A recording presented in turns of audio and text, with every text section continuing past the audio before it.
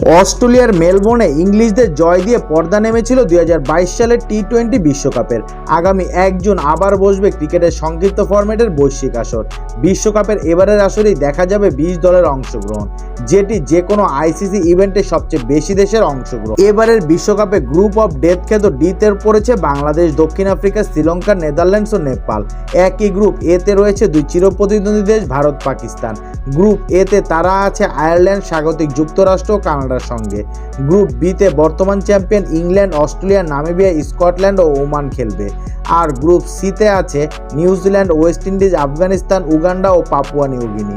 আগামী 1 জুন যুক্তরাষ্ট্রে পর্দা উঠবে বিশ্বকাপের, যেখানে উদ্বোধনী ম্যাচে ডালাসে স্বাগতিকদের বিপক্ষে লড়বে কানাডা। এছাড়া বাংলাদেশ নিজেদের প্রথম ম্যাচে মাঠে নামবে 7 জুন। ডালাসের ম্যাচটিতে তাদের প্রতিপক্ষ শ্রীলঙ্কা। সব মিলিয়ে 9টি ভেন্যুতে হবে এবারের বিশ্বকাপ আসর। 29 দিন ব্যাপী এই টুর্নামেন্টের ফাইনাল হবে আগামী 29 জুন ওয়েস্ট ইন্ডিজের বারবাডোসে।